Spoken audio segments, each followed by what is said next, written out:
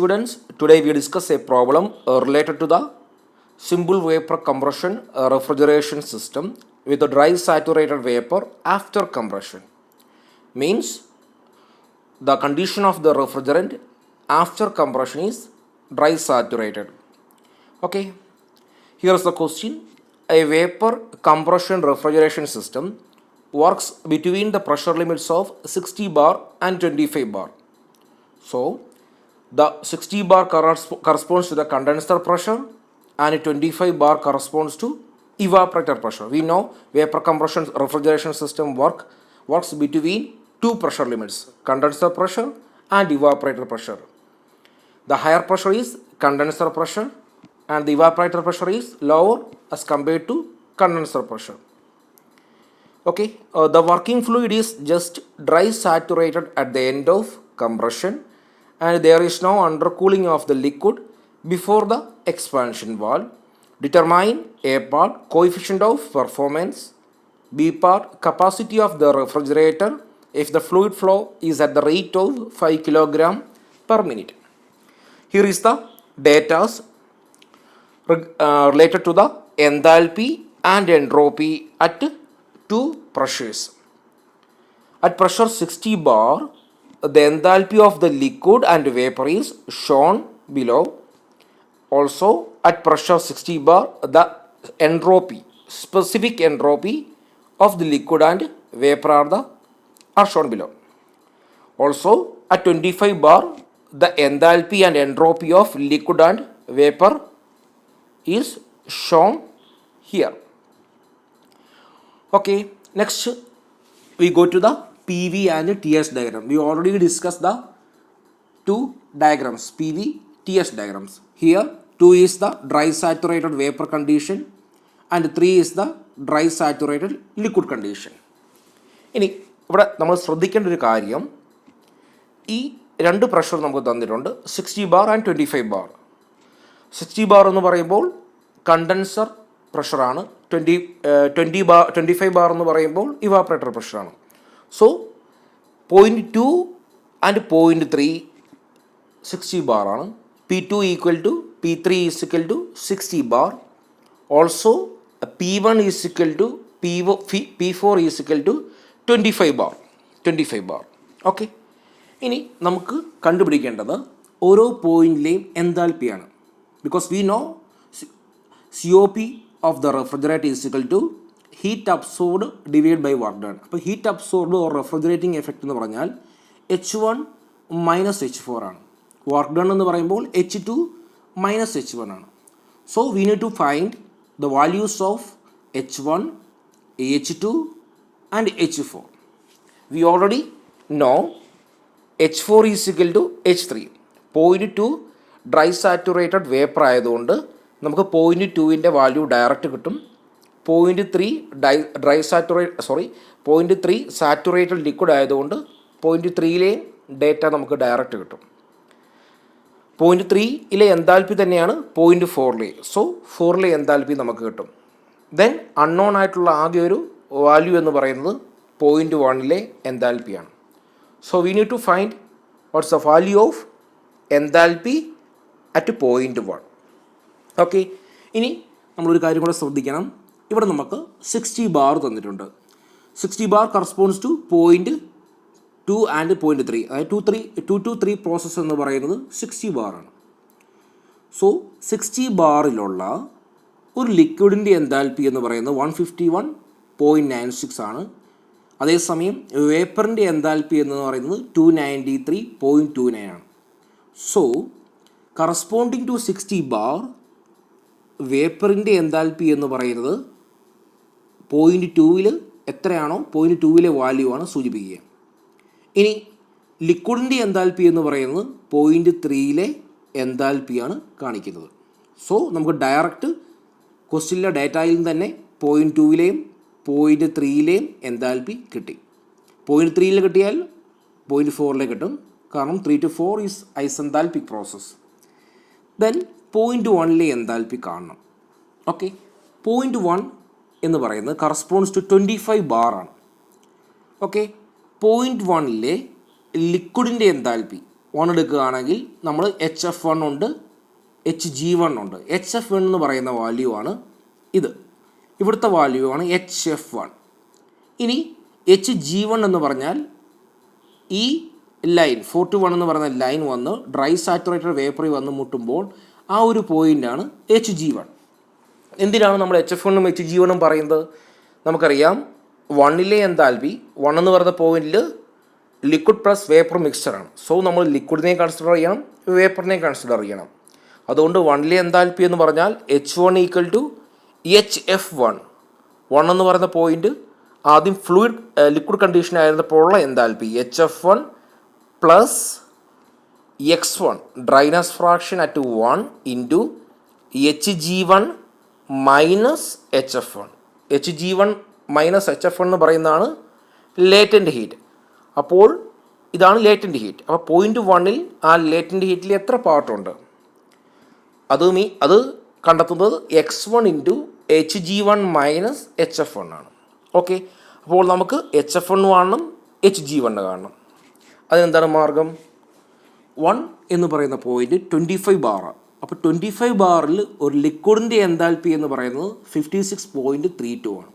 So ഈ value 56.32 എന്ന് പറയുന്ന വാല്യൂ ആണ് HF1. ഓക്കെ, ഇനി അതുപോലെ തന്നെ 25 ബാർ, അതായത് 25 ബാറിന് കറസ്പോണ്ടിങ് ആയിട്ടുള്ള ലിക്വിഡിൻ്റെ എൻതാൽപ്പി നമുക്ക് കിട്ടി. ഏതാണ്? അതിനെ നമ്മൾ HF1 എന്ന് വിളിക്കുന്നു. ഇനി അതുപോലെ തന്നെ വേപ്പറിൻ്റെ എൻതാൽപ്പിയാണ് 322.58 എന്ന് പറയുന്നത്. അതിനെ നമ്മൾ HG1 എന്ന് വിളിക്കുന്നു.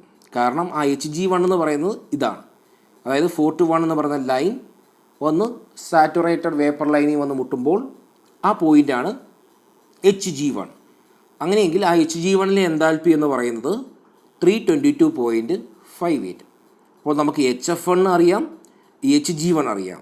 ഇനി നമുക്ക് H1 കാണാൻ HF1ഉം HG1ഉം മതി. കാരണം H1 is equal to HF1 plus HG1 minus HF1 into X1 ആണ്.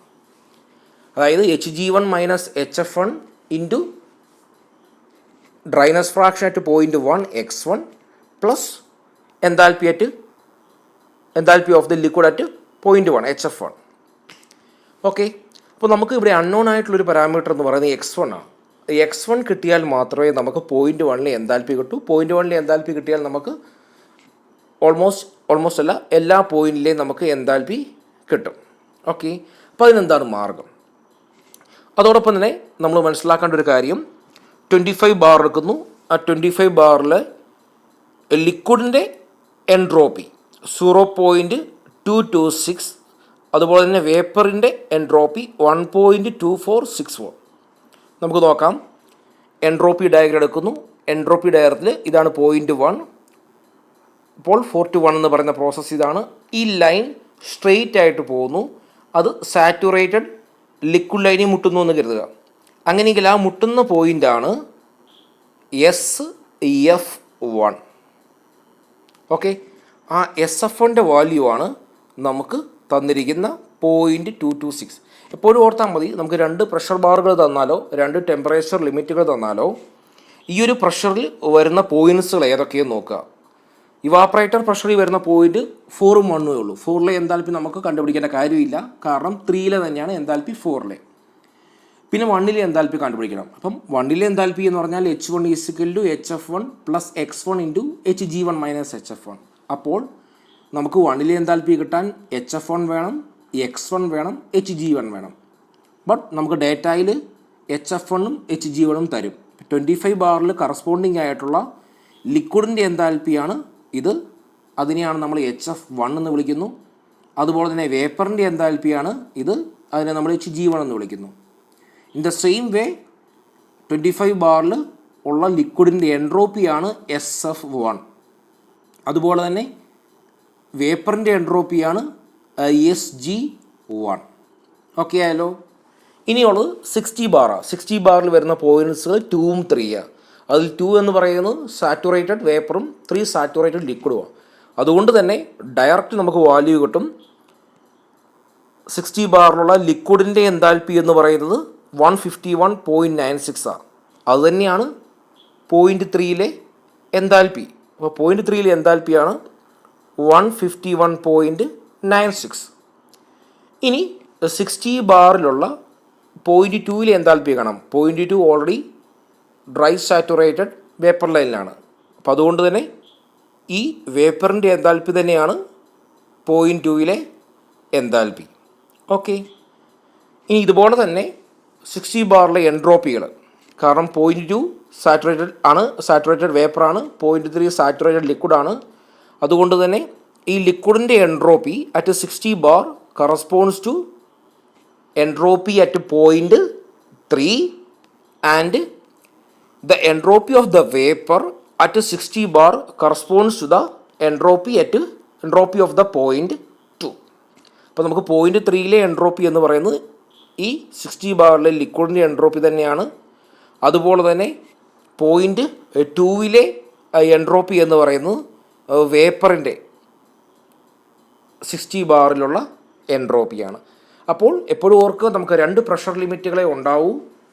കണ്ടൻസർ പ്രഷറിൻ്റെ ലിമിറ്റും ഇവാപ്പറേറ്റർ പ്രഷർ ലിമിറ്റും. കണ്ടൻസറിൻ്റെ പ്രഷറാണ് 60 ബാർ, അതുകൊണ്ട് തന്നെ 60 ബാറിൽ വരുന്ന പോയിൻറ്റ്സുകളാണ് 2, 3. ഇനി 25 ബാറിൽ വരുന്ന പോയിൻറ്റുകളാണ് 4ഉം 1ഉം. അപ്പോൾ നമുക്ക് ഒരിക്കലും 4നെ നോക്കേണ്ട കാര്യം വരുന്നില്ല, കാരണം 3 കിട്ടിയാൽ 4 കിട്ടും.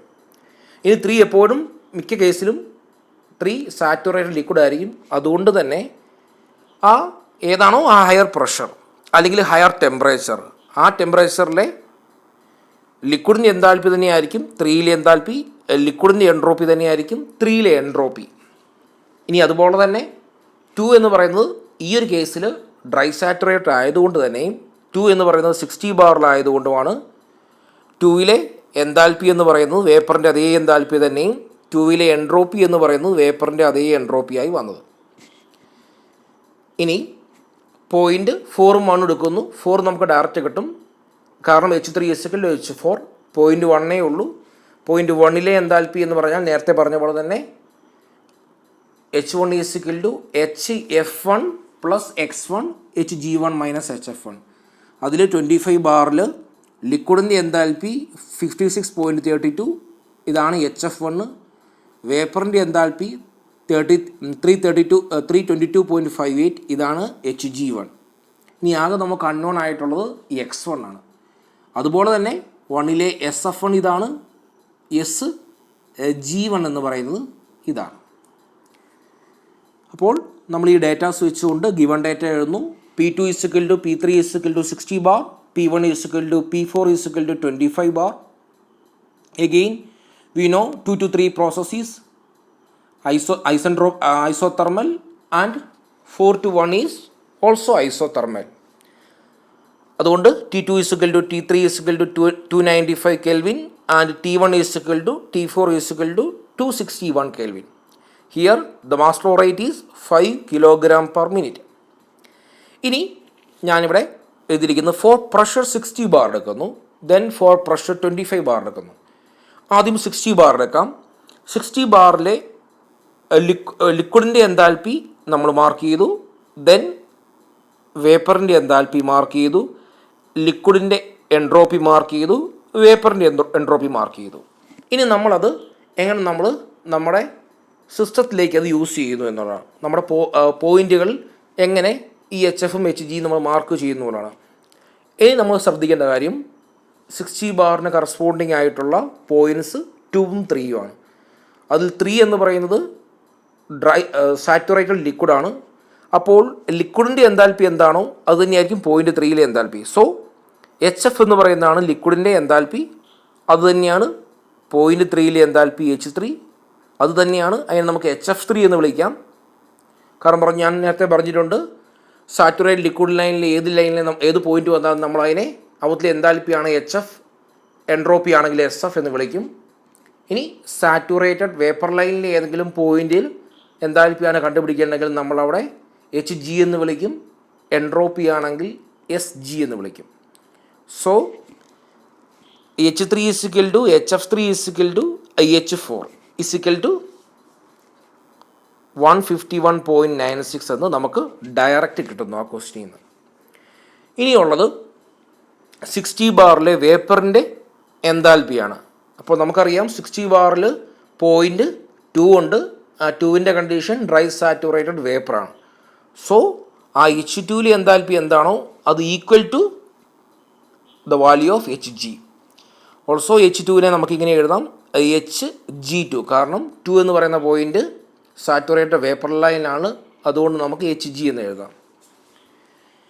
ഇനി നമുക്ക് എൻട്രോപ്പിയാണ്. ഓക്കെ, പോയിൻ്റ് 3ലെ എൻട്രോപ്പി ഉണ്ട്. അത് നമ്മൾ S3 എന്നോ SF3 എന്നോ വിളിക്കാം. അതെന്ന് പറയുന്നത് ലിക്വിഡിൻ്റെ എൻട്രോപ്പി എന്താണോ അത് തന്നെയാണ്. അതുപോലെ തന്നെ പോയിൻ്റ് 2ലെ എൻട്രോപ്പി ഉണ്ട്. അത് വേപ്പറിൻ്റെ എൻട്രോപ്പി എന്താണോ അത് തന്നെയാണ് S2. ഇനി ഒരു കാര്യം കൂടെ ശ്രദ്ധിക്കണം, നമ്മൾ ആ S2വിനെ Sg2 എന്ന് വിളിക്കുന്നു. ആ S2 ഈക്വൽ ടു S1 ആണ്. Because 1 to 2 process is isentropic. അതുകൊണ്ട് S2വിലെ എൻട്രോപ്പി എന്താണോ അത് തന്നെയാണ് S1ലെ എൻട്രോപ്പി. ഓക്കെ, പോയിൻ്റ് 2ലെ എൻട്രോപ്പി Sgക്ക് ഈക്വൽ ആകാൻ കാരണം 2 സാറ്റുറേറ്റഡ് വേപ്പർ ലൈനിലായതുകൊണ്ടാണ്. അഗെയിൻ നമ്മൾ പ്രഷർ 25 ബാർ എടുക്കുന്നു. 25 ബാറിലുള്ളത് നമുക്ക് 2 പോയിൻ്റുകളാണ്, 4ഉം 1ഉം. 4നെ നമ്മൾ ചിന്തിക്കേണ്ട കാര്യമില്ല, കാരണം 4ലെ എൻതാൽപ്പി നമുക്ക് ഓൾറെഡി കിട്ടും. അത് ഈക്വൽ ടു H3 ആണ്. നമുക്കത് ഓൾറെഡി കിട്ടിക്കഴിഞ്ഞു. ഇനിയുള്ളത് 1 ആണ്.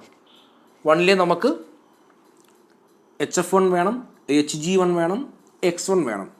സോ പ്രഷർ 25 ബാർ എടുക്കുകയാണെങ്കിൽ ആ 25 ബാറിലെ ലിക്വിഡിൻ്റെ എൻതാൽപ്പി എന്ന് പറയുന്നത് ഇതാണ്. അതുപോലെ തന്നെ വേപ്പറിൻ്റെ എൻതാൽപ്പി എന്ന് പറയുന്നത് ഇതാണ്. ലിക്വിഡിൻ്റെ എൻട്രോപ്പി എന്ന് പറയുന്നത് ഇതാണ്. വേപ്പറിൻ്റെ എൻട്രോപ്പി 1.2464 ആണ്. ഇനി 1 ഇരിക്കുന്നത് ഒരു വെറ്റ് വേപ്പറാണ്. അതിനകത്ത് ലിക്വിഡും ഉണ്ടാകും, അതുപോലെ തന്നെ വേപ്പറും ഉണ്ടാകും. സോ നമ്മളവിടെ യൂസ് ചെയ്യുന്ന ഇക്വേഷൻ എന്ന് പറഞ്ഞാൽ നേരത്തെ പറഞ്ഞ പോലെ HF1 + X1 × Hg1 - HF1 ആണ്. സോ HF1 എന്ന് പറഞ്ഞാൽ 25 ബാറിലെ ലിക്വിഡിൻ്റെ എൻതാൽപ്പി എന്താണോ അതാണ് നമുക്കിവിടെ കിട്ടിയിരിക്കുന്ന ഈ വാല്യൂ. ഇനി Hg1 എന്ന് പറഞ്ഞാൽ 25 ബാറിലുള്ള വേപ്പറിൻ്റെ എൻതാൽപ്പി എന്താണോ അതാണ്. അതും നമുക്ക് കിട്ടി, ഓൾറെഡി തന്നിട്ടുണ്ട്. Hg = 322.58. അപ്പം നമുക്ക് HF1 കിട്ടി, Hg1 കിട്ടി. ഇനി നമുക്ക് H1 കാണാൻ ഒരു പാരാമീറ്റർ വേണം, X1. അതോടൊപ്പം തന്നെ SF1 ഉണ്ട്, Sg1 ഉണ്ട്. SF1 എന്ന് പറയുന്നത് എന്താണോ ലിക്വിഡിൻ്റെ എൻട്രോപ്പി അത് തന്നെയാണ് SF1. ഇനി വേപ്പറിൻ്റെ എൻട്രോപ്പി എന്താണോ അറ്റ് 25 ബാർ അത് തന്നെയാണ് Sg1.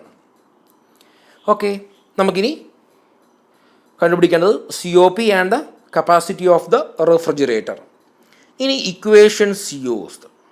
S1 = S1ലെ എൻട്രോപ്പി കണ്ടുപിടിക്കണം. SF1 + X1 Sg1 - SF1. Also 1 to 2 process is isentropic. So S1 = S2.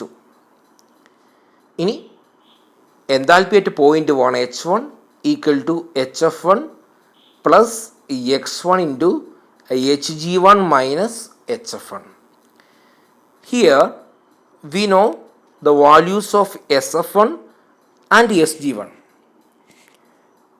SF1 and Sg1. Also we know the values of HF1 and Hg1. HF1 and Hg1. So also we know the value of entropy at point 2 S2. S2 = Sg2 = 1.032. അപ്പോൾ point 2ലെ entropy നമുക്ക് already അറിയാം, 1.0332. അതോടൊപ്പം അറിയാം point 2ലെയും point 1ലെയും എൻട്രോപ്പികൾ ഈക്വലാണ് എന്ന്. അപ്പോൾ നമുക്ക് ഇങ്ങനെ എഴുതാം, അത് നമ്മൾ വരുന്നേ ഉള്ളൂ. S1ഉം S2ഉം ഈക്വലാണ്. അപ്പോൾ S2വിന് വാല്യൂ നമുക്കറിയാം, S1ൻ്റെ ഇക്വേഷൻ നമുക്കറിയാം. അതിൽ S1ലെ SF1ഉം Sg1ഉം ഓൾറെഡി ഡേറ്റയിലുണ്ട്. ദെൻ ഔത്തിൽ നമ്മൾ X1 കണ്ടുപിടിക്കുന്നു. ആ X1 ഈ എൻതാൽപ്പി എന്ന് പറയുന്ന വിധത്തിൽ സബ്സ്റ്റിറ്റ്യൂട്ട് ചെയ്ത് എൻതാൽപ്പിയും കണ്ടുപിടിക്കുന്നു. അപ്പോൾ ഇനി നമ്മളത് വരും. അപ്പോൾ നമുക്ക് ഇനി അടുത്ത് കണ്ടുപിടിക്കേണ്ട ഇക്വേഷൻ COP ആണ്. COP എന്ന് പറഞ്ഞാൽ refrigerating effect divide by work done, H1 minus H4 divided by H2 minus H1. The refrigerating effect QL is equal to H1 minus H4. Also we can write in this form M1 into H1 minus H4. കാരണം H എന്ന് പറഞ്ഞാൽ kilo joule per kilogram ആണ്. അപ്പോൾ നമുക്ക് mass അറിയാമെങ്കിൽ ആ mass കൊണ്ട് multiply ചെയ്യുന്നതും നമുക്ക് ഈ ക്യൂവിൻ്റെ വാല്യൂ കിലോ ജൂളിൽ കിട്ടും. കാരണം മാസ് എന്ന് പറഞ്ഞാൽ കിലോഗ്രാം ആണ് കരുതുക. നമ്മുടെ എച്ചിൻ്റെ യൂണിറ്റ് എന്ന് പറഞ്ഞാൽ കിലോ ജൂൾ പെർ കിലോഗ്രാം ആണ്. സോ മാസ് കൊണ്ട് മൾട്ടിപ്ലൈ ചെയ്യുമ്പോൾ നമുക്ക് കിലോഗ്രാം എന്ന യൂണിറ്റിലേക്ക് റെഫ്രിജറേറ്റിംഗ് എഫക്റ്റ് മാറും. ഓക്കെ, ഇനി നമ്മൾ ആദ്യം entropy at point 1 S1 is equal to SF1 plus X1 SG1 minus SF1. എല്ലാ വാല്യൂസും അറിയാം. നമുക്ക് ആകെ അൺനോൺ ആയിട്ടുള്ളത് X1 മാത്രമാണ്. ഓൾസോ നമുക്കറിയാം S2 is equal to S1. 1 to 2 process is isentropic. So S2വിൻ്റെ വാല്യൂ നമുക്ക് ഓൾറെഡി അറിയാം. ഔത്തിന്ന് S1 നമുക്കിങ്ങനെ കിട്ടി ഒരു റിലേഷൻ. ഔത്തിന്ന് നമ്മൾ X1 കണ്ടുപിടിക്കുന്നു. X1 is equal to 0.791. Okay, X1 കിട്ടിക്കഴിഞ്ഞാൽ നമുക്ക് enthalpy at point 1 H1 is equal to HF1 നമുക്കറിയാം. ഇപ്പോൾ X1 കിട്ടി, Hg1 മൈനസ് HF1. അപ്പോൾ അതിന്ന് നമുക്ക് H1ൻ്റെ വാല്യൂ കണ്ടുപിടിക്കാം. 266.93 kilo joule per kilogram. Okay, അപ്പോൾ നമുക്ക് H1 കിട്ടി. H2 നമ്മൾ ഓൾറെഡി ഡേറ്റ തന്നിട്ടുണ്ട്, H3 തന്നിട്ടുണ്ട്, H4 നമുക്ക് കണ്ടുപിടിക്കാം. ഇതിൽ നിങ്ങൾ ശ്രദ്ധിക്കേണ്ട ഏറ്റവും വലിയ കാര്യം 1 to 2 പ്രോസസ് ഐസെൻട്രോപ്പിക് ആണ്. S2 എന്ന് പറയുന്ന പോയിൻറ്റ് 2ലെ എൻട്രോപ്പി വാല്യൂ നമുക്ക് ഡയറക്റ്റ് കിട്ടും. ആ S2ഉം S1ഉം ഇക്വേറ്റ് ചെയ്തുകൊണ്ട് 1 എന്ന് പറയുന്ന പോയിൻറ്റിലെ ഡ്രൈനസ് വാഷൻ നമ്മൾ കണ്ടുപിടിക്കുന്നു. അതുപയോഗിച്ചുകൊണ്ടാണ് എൻതാൽപ്പി അറ്റ് പോയിൻറ്റ് 1 നമ്മൾ കാൽക്കുലേറ്റ് ചെയ്യുക. Okay, next COP is equal to H1 minus H4 divide by H2 minus H1. നമുക്ക് എല്ലാ ടേംസും അറിയാം. സോ നമുക്ക് COP 4.36 എന്ന് കാൽക്കുലേറ്റ് ചെയ്യാൻ സാധിക്കുന്നു. Next, capacity of the refrigerator. Capacity means നമ്മൾ ഇത്ര TR ടൺ ഓഫ് റെഫ്രിജറേഷൻ ഉള്ള ഒരു റെഫ്രിജറേറ്റർ ആണ് എന്ന് നമുക്ക് പറയണം. അപ്പോൾ അതിനുവേണ്ടി കപ്പാസിറ്റി ഓഫ് ദ റെഫ്രിജറേറ്റർ കണ്ടുപിടിക്കണം. So refrigerating effect QL or QA is equal to H1 minus H4. We know 4 to 1 process is the heat absorption process. H1 minus H4. അതിൽ നമുക്ക് ഇങ്ങനെ എഴുതാം, mass into H1 minus H4. Mass നമുക്ക് തന്നിട്ടുണ്ട് 5 kilogram per minute. ഇത് H1 and H4 1ലെ 4ലെ എന്താൽപ്പി അറിയാം. So 574.85 kilo joule per minute എന്ന് കിട്ടും. മാസ് കിലോഗ്രാം പെർ മിനിറ്റ് ആണ്, എന്താൽപ്പി കിലോ ജൂൾ പെർ കിലോഗ്രാം ആണ്. കിലോഗ്രാമും കട്ട് ചെയ്ത് പോയി, then equation unit kilo joule per minute എന്ന് നമുക്ക് കിട്ടുന്നു. So the refrigerating effect is 574.85 kilo joule per minute. ഇനി നമ്മളതിനെ TRലേക്ക് മാറ്റുന്നു. നമുക്കറിയാം 1 TR is equal to 210 kilojoule per minute. So 574.85 kilojoule per minute divide by 210 ചെയ്യുമ്പോൾ നമുക്ക് TRലേക്ക് കിട്ടുന്നു 2.74 TR. So the capacity of this refrigerator is 2.74 TR. Okay. Next ക്ലാസ്സിൽ നമ്മൾ cycle with wet vapour after compression discuss ചെയ്യും. Thank you.